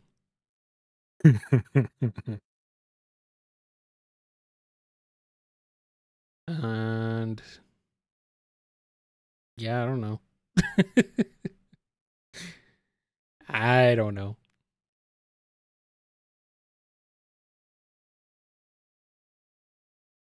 2011 actually had some pretty interesting stuff going on now that I think about it. That was like the best year of NGI in my mind. That's where we had like a bunch of interviews. It was had 3 people on that show. So it was like a big discussion about video game music, and then we had lots of guests on, and that was fun. So a bit of a different time for my other show. So 2011 wasn't too bad in that sense. Trying to remember anything else about 2011. Yeah. Oh well. John L asks, you have any thoughts on Vancian style magic systems, aka like D&D, where you memorize a spell then cast, then memorize again, versus other magic systems in RPGs? I mean, it's a nice way to limit the magic, so you can't just throw it out willy-nilly. I question having to memorize it repeatedly. You know, if you're worth your salt in any kind of magification, Well, you have to I imagine you would. You have to like choose your spells every in-game day. Sure. What spells you have, yeah. Can't do them on the fly. Yeah, that's fine. That makes sense. I don't know. I would imagine in time you would kind of learn it. It would become something of muscle memory. Yeah. I kind of prefer the more sorcerer and bard play style where you can just pull out whatever spell you have. You don't have to worry about thinking about preparing spells or having them remembered. They're just there. I kind of prefer that. But in that case, are they weaker spells in comparison? Not necessarily, no. Okay, then. Yeah. It's still an interesting take on the system. Yeah. You can't... There's certain spells that wizards have, I guess, that others don't, but... And you can learn more, I think? Okay. Like, I think you're limited by what kind of spells... If you're like a sorcerer, what kind of spells you can learn. Just what's listed in the class, basically. You can still choose different ones based on that list, but you're then kind of stuck with whatever you chose. With a wizard, you can just learn new ones on the fly, I think. Something like that. Okay. I don't know. I haven't played a wizard, so... But, because when I read the part of having to memorize and choose which ones you had every day, it's like... Yeah, nah, I don't think so. No. This class comes with homework. No, I don't think so. I don't think so. Too much. Also, quick aside, I was just curious, so I looked it up quick, and Death Web is the name of a group. I misunderstood this panel from 30-something years ago. The character I'm thinking of is named Therak. Therak. Therak. Interesting. I think that's how you have to pronounce it. You can't just say Therak. It's Therak. When you say it that way, Discord eats it half of it, so that's fine. Okay. Thanks, Discord. If we turned off the noise key, if we turn that off, it would come through completely fine, but so would everything else on your end, so we probably don't need that. I've got a fan blowing around me. I've got a couple fans blowing, actually, so maybe we should just not blow out everybody's speakers with my weird noises. I think it's more fun. I think it's more fun when Discord eats your strange noises anyway.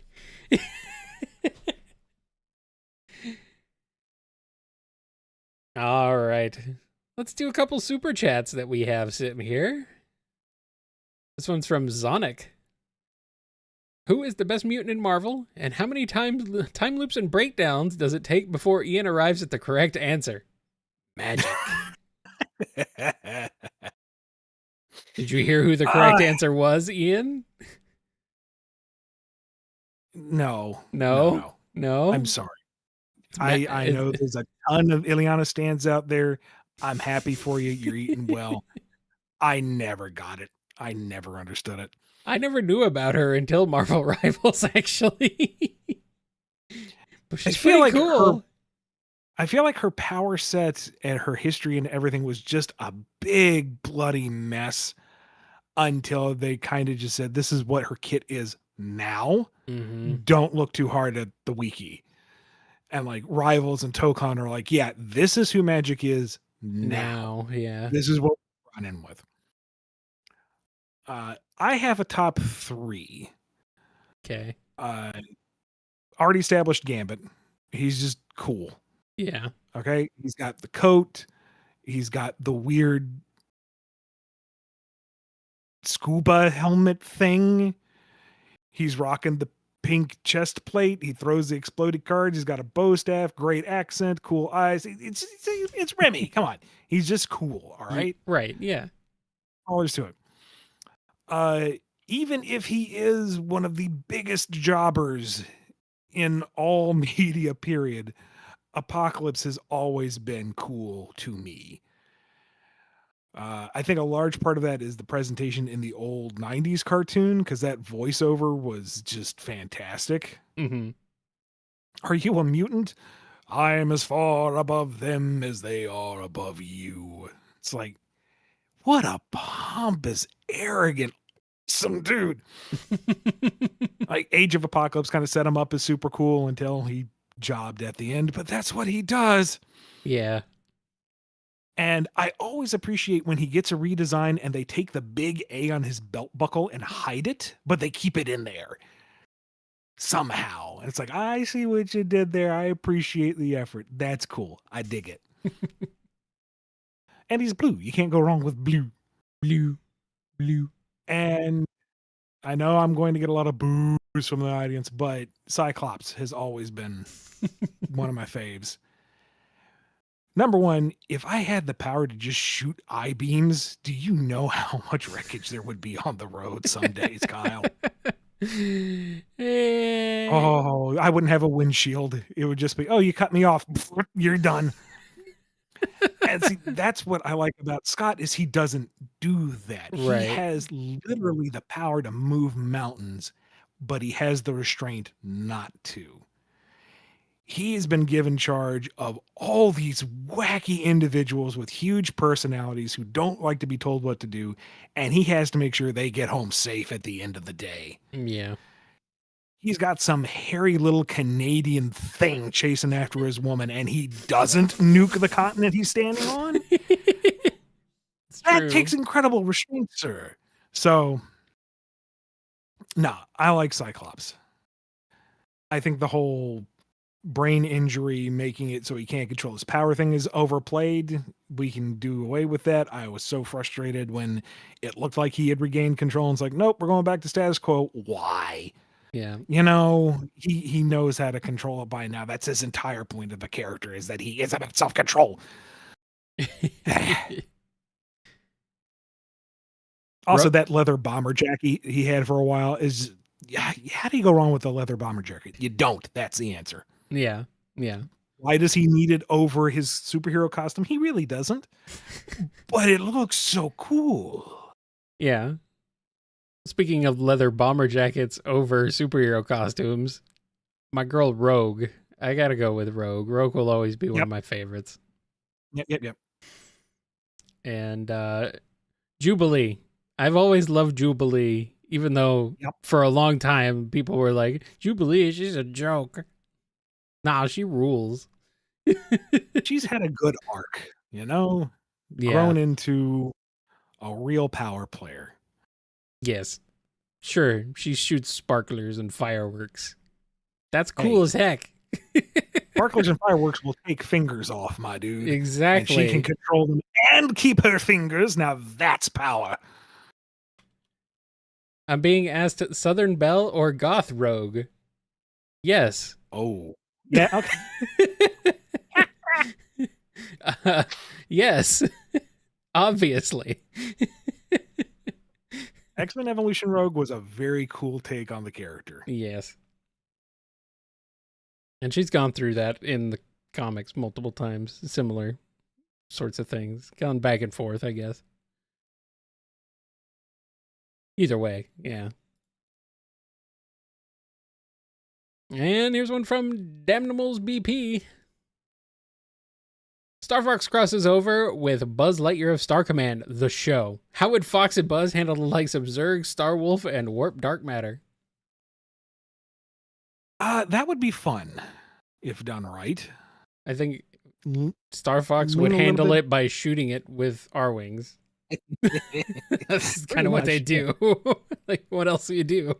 I mean, the Star Command crew, it'd be neat if their like jetpack and wings could keep pace with the R wings just so they can do something. They've got lasers, they got wings. Let them fly and shoot. Yeah. Let Fox be salty that they have suits that can do what a whole R wing can do. Shoot. He's like, hey, Slippy, over here for a second. So you saw the suits, right? Oh yeah, weren't they amazing? Yeah, it's super cool. Can you do that for us? Well, I mean, theoretically, if we did, yeah, good, cool. Into the lab you go. I don't have a budget. I'll talk to Beltino. Get me a suit. Zurg and Andros team up. Oh boy. Feel like that would be a bit that would go off the rails. Like Zurg's trying to be professional, but it really bothers him that it's just a head. A big giant Look, head. I know we need to keep this about business, but you're just a floating head. But how are you speaking? I need to understand the mechanics behind this. And then they blow up the outer shell. It's the brain and eyeballs, and Zurg just leaves the fight. Nope, I'm done. This is gross. You. Nope, not handling it. Buzz, we'll fight another day. Goodbye. Brrr, flies away. Yeah. Makes sense. It has been so long since I saw that show. I can't remember the full cast. I just remember the pilot movie was fun. I think I've only seen like 1 or 2 episodes of it personally, so I know people seem to really love it though, so I hope it's still good. From my understanding, it was a solid little adventure show. Yeah, that's what I've heard too. And we got to loop back to the previous question because I completely forgot one. X23, okay. Dude, Laura. Yep. Yes. Laura is awesome. We're going back to Marvel. Best mutants. Yes. I mean, you take the premise of it's Wolverine, but it's an angsty teenage girl, and you make it work. Yeah. Kudos. I like the versions of her that are a bit older, though. Look in the comics, like the more recent ones. Yeah, where she takes on the Wolverine name for a while. That was. I kind of wish she had her own identity. I know, but at the same time, she was really good in those books, so I'm not gonna complain. Sure. Not gonna complain.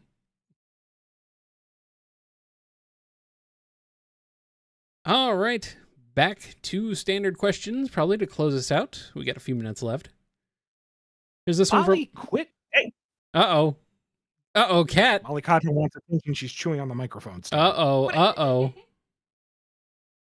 Be gone. I cast ye out. Apologies for the cat difficulties. Please continue. Catastrophe. Nearly. Catastrophe averted for now. Molly can wait 5 minutes. Here's one from Oz Brick Creator. The Owl House, but King is replaced by Waluigi. King gets a sonar beam with every time he says, wah! Imagine the damage Waluigi could cause through the power of wah! I mean, there wouldn't really be much left after the first couple of wahs, would there? No, especially once he realizes he has that power. I don't think he could stop himself from wahing all the time. Yeah. Punching holes to other dimensions with wah. Everything's been leveled.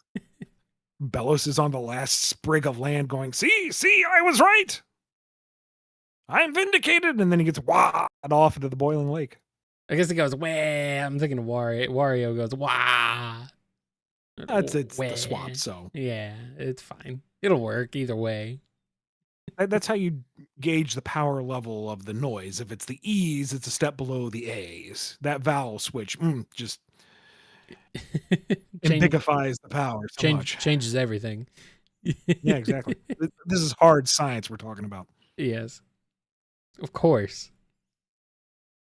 This is the true power scaling. Here's one from Johan R. A while ago, I asked about why Redacted doesn't create more unique, intelligent bad guys, so I actually commissioned someone to create my bad guy concepts. Is there any way I can share them with you? Probably not. If it's a fan idea, Ian will not accept fan ideas. I'm sorry. Like if you are creating ideas for a pre-established IP that I don't own or do stuff for, then no, I can't accept that material. Sorry. I mean, do whatever you want with your own fan creations. Go wild. More power to you. But I cannot partake. Yep. Here's one from Hypergamer Muath. Do you find comparisons between multiple worlds and power scales logical? Not usually, but I think that's part of the fun.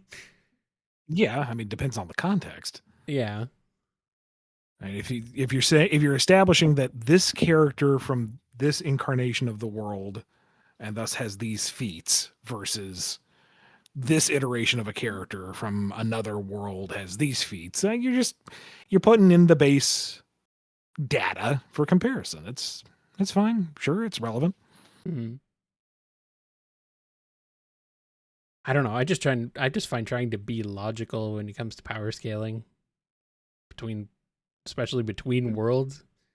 I don't know. It's a bit of a fool's errand, and sometimes gets a bit insufferable and obnoxious. So, I mean, it can be fun to try to find a common denominator between different magic systems or whatever, but sure, yeah. Again, for funsies. Right, yes. It's like 8 minutes away from when the cats get their treat / medication, and they are throwing such a tantrum. Impatient little fluffers. That's about right for them. Oh, well, they can wait for a few more minutes. They have to wait. They can wait. It's just if you hear me screaming on occasion, I do apologize. Emerald Fusion 266 asks, do any of the Fortune's Lab crew have any special team combo attacks? If so, what are they? Oh, that's not where I'm going with this particular project. We ever get a game going of some kind, I may change my tune. But if the crew gets into a fight and everybody makes it back onto the ship with all their parts intact, it's a good day. Count that as a win. Like, if in most scenarios, it's Wind flailing and Foreign trying to run interference either to assist her or to get her out of trouble. Right, yeah. I mean, you do see a bit of that combo ability in Volume 1, come to think of it. But it's still a matter of Wind flails, Foreign snipes. And it just happens to work because he doesn't shoot her.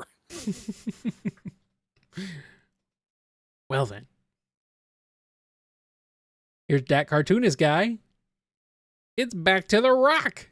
The Fortune's Lab crew have met Madame Trasheap. Yeah. But what if they fell into Fraggle Rock itself? What happens besides Jobu needing all the dozer constructs? Would he, though?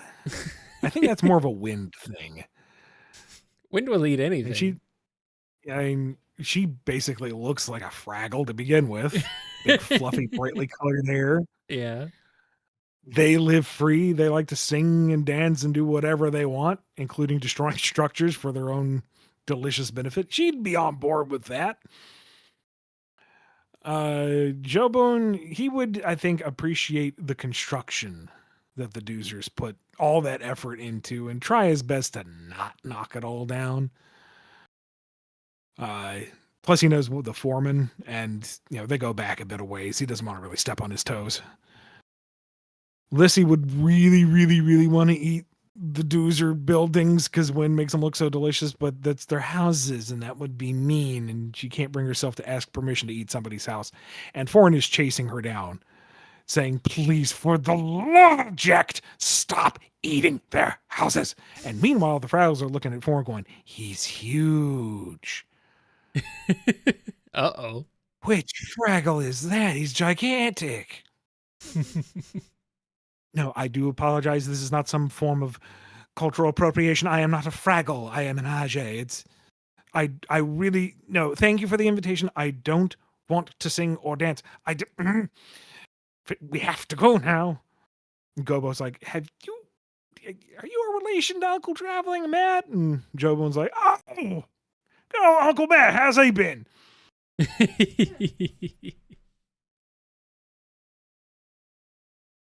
All right, Ian, we've got less than 5 minutes left, and we've got 7 questions left here. Do you want to do a somewhat lightning round of them?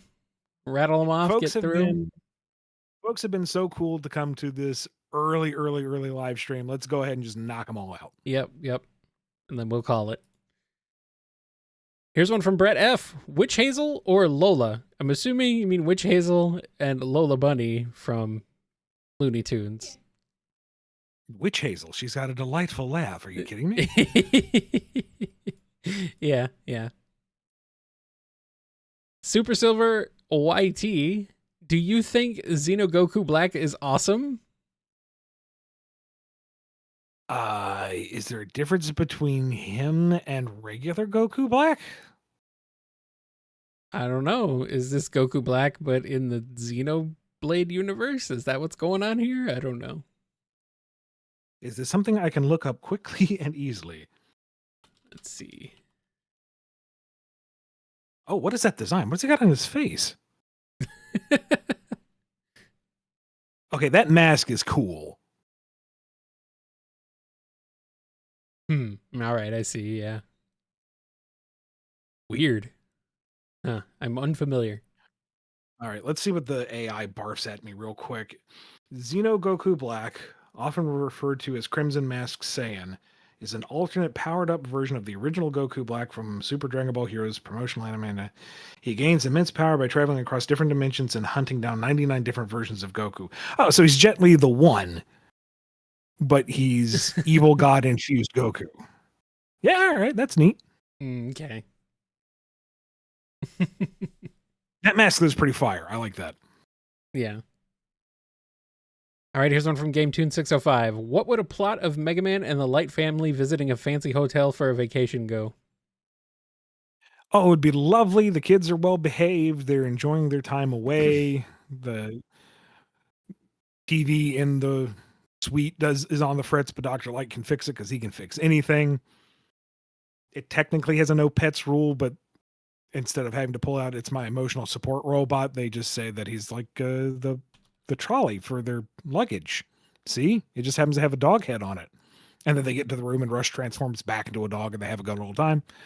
And it's lovely until Dr. Wily takes over the entire robot staff and turns them into 8 robot masters, and Mega Man has to fight his way across the resort and through the hotels. He's a little confused. Who is Pool Boy? Aren't they usually man? Why is it Pool Boy? That's weird. Yeah.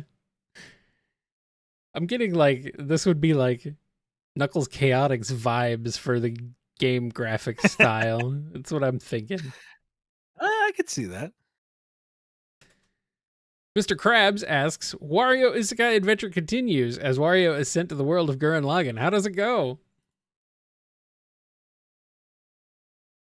I shudder to think the combination of Spiral Power and his flatulence. Uh-oh. By the end of it, he would be ripping one and shattering galaxies with it. Oh, God. Wah, fight the power. Would he even bother piloting one of the Lagans, or would he just like eat them and become a mecha? That seems more his style. shoot, with the Lagans, what the mechas were called. It's been so long. Yeah, there we go. Okay, so Wario, who will never be deterred or restrained, becomes the very embodiment of spiral power and either eats, beats, or farts the anti-spirals into oblivion. But with such chaotic force, he obliterates himself, and the isekai adventure continues. Of course. Of course. Sonic Arab Fan Team asks, which Ben 10 alien do you think has the most untapped potential? I'm not familiar with the Ben 10 roster, or the show in general, to be honest. Nope. Whichever one you like the best, you think has the most untapped potential. I do wonder, though, if there's like one that's trotted out to sell the toy and then they never use it again, and you're like, but he had a cool power and design. Why don't you do it more? I mean, that's kind of... Kid shows always do that. If I am really close to the mark on this, please comment below and tell me which Ben 10 monster have I exactly described just now. Mm-hmm, mm-hmm. Alien, you know what I mean. They're all monsters. Come on. And we got one from Have you ever considered working with any characters in the public domain? If so, which ones? The thought has crossed my mind. You know, something that has the material already prepared, the characters, the themes, the general plot lines, and do something fun with it. You know, update it, or do a period piece, or do a lampoon of it if it's something that really has not aged well. But I don't have a specific target in mind necessarily. Target sounds very threatening. Property in mind. And right now, I'm so focused on trying to get Drogoon up and running and also managing the various other contracts I have. I can't really justify the time researching an older IP just to revive it. It sounds like a fun project, to be sure. And shoot, if you have a couple ideas, put them in the comments below and send me down that rabbit hole, because I'll fall for it. I always do. Yep. But no immediate plans to dip into the public domain right now. All right, and our last one from Videon. What franchises are you interested in that don't get brought up on the show?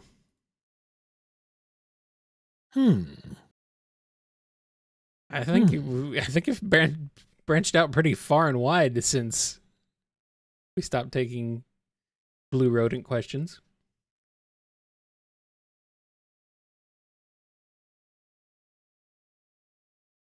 I'm looking across my bookshelf right now. It's like, what are things I like? What do you like, Ian Flynn? I don't know. What do people like? Again, I feel like I've zeroed in so much on work, either my stuff or other people's stuff. I really haven't had a lot of time to just branch out and enjoy other things. There's a list of things that I would love to get into, like the new Ghost in the Shell series is out, and I've heard that's very faithful to the original manga, which is interesting to me because all I ever knew was the movie. I didn't even watch Standalone Complex. So I would like to get into that for comparison's sake. I was talking about some Gundam series a live or two ago, and people were like, "Oh, you meant this one?" I'm like, "Yes, thank you. That's the title." I've completely forgotten what it was. Still haven't gotten back to it. Yeah. Games I would love to play, just don't have the time or the system to do so. And a lot of the stuff I haven't engaged with it so long. I don't feel like I can speak to it with absolute confidence. Like, we've brought up Full Metal Alchemist before on the show, right, and how much I adore that series. But I really could stand to reread it again. But her newest series, what's it called? Demons of the Shadow Realm. Demons of the Shadow Realm. Thank you. Following the anime right now, and that's a lot of fun. I see a lot of her style in it, and it's still keeping me guessing and engaged bit by bit by bit. And it's like, it's fun to engage with media again and find it fresh and new. New season of what's it called? My Life with Superman? My Adventures with Superman. Yeah. And The one I with the think- best Lois. And that's saying something. There's a lot of good Lois. I know. I was going to say, yeah. That's just started up again, and that's so delightfully fun. It already seems like they might be putting too much on their plate here at the get-go, but darn it, it's fun. It's just a charming cast. It's so well acted. Yeah.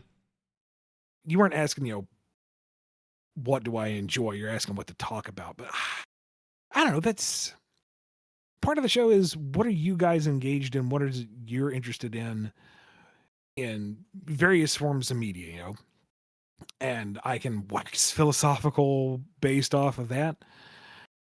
You really want to set me off, ask Star Wars questions. Like, how would you fix the prequels? That's a whole bloody special on its own, Oh, right? boy. I think we've done something like that before, even. I fell off the MCU a while back, but the first few phases were solid. Mm-hmm. The 3 Pirates of the Caribbean movies they made, and only those 3, those were delightful. Yes. The Lord of the Rings movies that, the one is really solid, the other 2 are okay. I could rant about the first movie forever. I don't know. It's really hard to zero in on what is it I engage with because it just kind of comes to me. It's not something I actively think about. It's like, oh, here's the thing I like. I will watch now or read now, listen to now. I don't file it away for this is the topic we will discuss on BumbleKast. And I guess to another degree, there should be a little bit of a barrier. The nature of the show, you're going to have some degree of parasocial interaction. Sure. But some of my life needs to be my life, even if we are very open and talking about what we like and what we think and such and such. Yeah. So all of this is to say, I don't know. Yeah. I mean, I could talk about racing games a lot, but nobody asks any questions about those because I think we don't have kind of that audience crossover. People who are like into racing games or real life motorsports or cars or anything like that. Stuff that I could probably talk about a bit, but we don't touch on that very much on here, which is fine. I mean, I wasn't expecting to. But folks may not know that's, your wheelhouse, pun intended.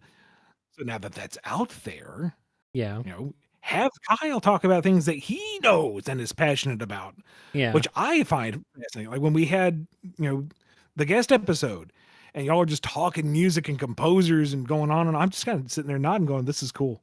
I dig this. I'm part of the audience now, but I like it. We're on a fun ride. Yeah, I love talking about video game music. I feel like most people know that. It doesn't come up too often, but it comes up here and there. So that's always fun. I enjoy retro games, especially. I'm into 8 and 16-bit stuff. You can ask me about that. Things like that. I don't know. That's really all I can think of right now. I guess the Legend of Zelda series I've dabbled in enough to speak on. I don't know. Yeah, we've had quite a few Zelda questions on the show, so it's not like there's any shortage of those, but could always talk more about it. Really, ask whatever you want. I do love me some Mario. We could definitely talk more about Mario. I'm down with whatever, man. Pretty much. We'll do our absolute best to at least give you an entertaining answer, even if it isn't terribly relevant. We'll do our best. But for now, though, we're done here. We've gone a little over time, but that's okay. Yeah, thank you for staying with us this entire time. Thank you again to Casey for manning the socials. Thank you to Jennifer R for manning the questions. Thank you to JR Unbound, who's going to navigate them all for us. Thank you for your super chats or just for tuning in and listening to us, providing questions, and joining us so early in the month for the live show.